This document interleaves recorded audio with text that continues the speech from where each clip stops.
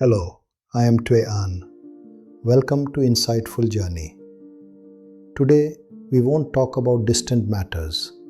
We will sit down here in this space to talk about a place everyone wants to return to, but sometimes is the place we most want to escape. That is family. Have you ever wondered, why can we be so patient, polite, and gentle with strangers? But when we step back into our home, and the door closes, we easily lose our temper, uttering the most hurtful words to the person we love the most. Are we perhaps bringing the trash from the outside world home and dumping it on our loved ones? Or do we think being family gives us the right to hurt each other? Let Tuệ An tell you the story of a dinner table. Perhaps you will see a reflection of yourself somewhere in this kitchen. It was a Friday afternoon, pouring rain. Lan left work, picked up her child, and rushed into the kitchen. She was slicing meat while watching the simmering soup, her mind buzzing with the sound of her boss scolding her earlier that afternoon for a late report. Just then, Tuan, Lan's husband, arrived home. He tossed his briefcase onto the sofa, let out a sigh, and stretched out, eyes glued to his phone. He was tired too. The pressure of sales all week had exhausted him. Dinner was served. Lan looked at her husband still lying there, looked at her child's scattered toys, and a wave of frustration suddenly rose in her throat. Lan spoke, her voice strained. "Don't you see me working like a slave? You come home and just flop down. If you can't help, at least don't make more mess." Tuan was startled, looking up, his fatigue turning into wounded pride. "You're unbelievable. I work all day to earn money. I want a little rest when I get home, and I can't even get that. Look at yourself, always scowling. Who could possibly enjoy dinner like this?" Lan threw her chopsticks onto the table. "You earn money. Do you think I'm out playing? I work, take care of the child, and serve this house. You are selfish and insensitive." Tuan jumped up, his hand accidentally knocking the bowl of fish sauce, spilling it all over the table. "Shut up. If it's too miserable, then let's end it." That dinner was filled with tears and frightening silence.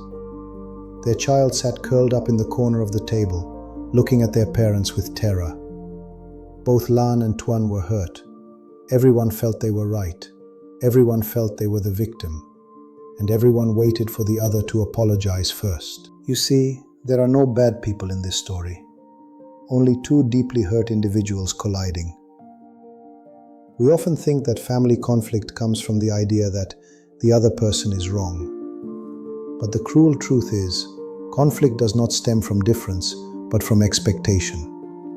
We suffer not because the other person is insensitive, but because we are attached to the image of the perfect husband or perfect wife that we drew up in our minds. Home is meant for love, but we turn it into a courtroom to determine right and wrong. Remember this, in a family, if you try to defeat your partner, the final result is that both of you lose, and the relationship dies. But wait, don't rush to turn off this video, because what I am about to share is the key.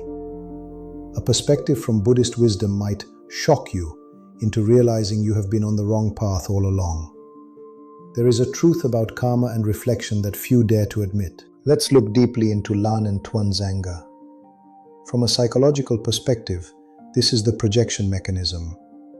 Lan feels powerless at work, and she projects that discomfort onto her husband.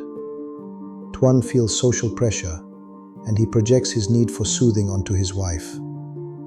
Like the iceberg in this image, what we see is the anger, the shouting on the surface. But submerged deep below are fear, exhaustion, the feeling of not being appreciated, and loneliness. Lan wasn't angry because Tuan didn't do the dishes. Lan was angry because she felt unloved. And from the perspective of Buddhism and the law of karma, we need to understand shared karma. Husbands and wives come together by chance, but staying together is a debt. We are mirrors reflecting each other. When you see a flaw in the other person that upsets you, be mindfully aware.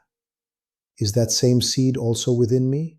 You blame your husband for being insensitive, not caring about your feelings. But in that very moment, are you being sensitive to his exhaustion? Or are you also only caring about your own suffering? In Buddhism, there is a concept of dissatisfaction. We suffer because we want everything to go our way. You must come home early. You must be gentle. The children must be obedient. When reality doesn't go as desired, impermanence, the mind of anger arises. We begin to blame. We play the victim. I suffer because of you. I don't want to come home because of you. But Tuệ An wants you to understand this fundamental truth. No one has the power to make you suffer unless you allow them to. Your emotions are yours. Your reactions are your choice. Blame is a momentary painkiller for the ego, but it is a poison that kills affection. When your finger points at someone else, 3 fingers are always pointing back at you. So what should be done? Should we just endure silently? Buddhism does not teach us blind resignation. Buddhism teaches us wisdom for transformation. To ensure dinner is no longer soaked in tears, Tuệ An invites you to practice 3 steps of transformation to stop blaming today. Step 1. The sacred pause. Stop. When anger flares up, when you want to unleash a hurtful phrase like Lan's, "You are so insensitive," stop. Take a deep breath. The Buddha taught, mindfulness is knowing you are angry. Don't say anything. Don't act on anything for these 10 seconds. Walk away. Take a sip of water. Silence now is not distance. It is protection. Protecting the other person from the demon of anger within you. Step 2. Turn inward. Reflect. Instead of the question, "Why did he do that to me?" change it to, "Why am I reacting so strongly?" Acknowledge your own pain. I am tired. I need a hug, not an argument. When you understand your own pain, you will no longer feel the need to attack others to vent. Step 3. Love with understanding, compassion. This is the hardest but most miraculous step. Try putting yourself in the other person's shoes. Look at Tuan.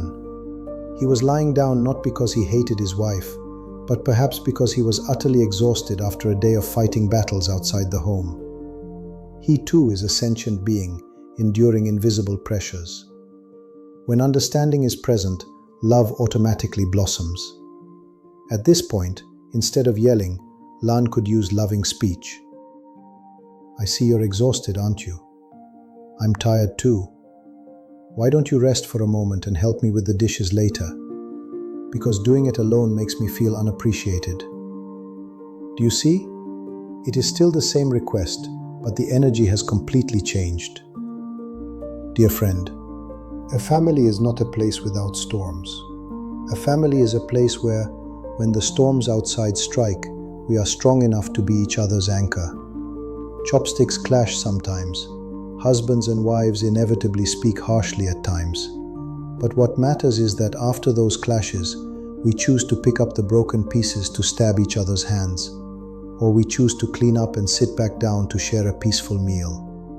Don't wait for the other person to change. The peace of the home begins with the peace in your own heart. Be the first to sow the seeds of listening and understanding. You were not born to suffer, but neither were you born to defeat your life partner. You were born to learn the lesson of love. If this video has brought you a little peace, please leave a like so I know my effort has been useful. And if you have a difficult problem in your family, comment below one thing you want to let go of the most. Tuệ An always reads every line and is here to listen to you. Please subscribe to the channel so we can continue this healing journey, one step at a time. Remember, I am still here if you need me.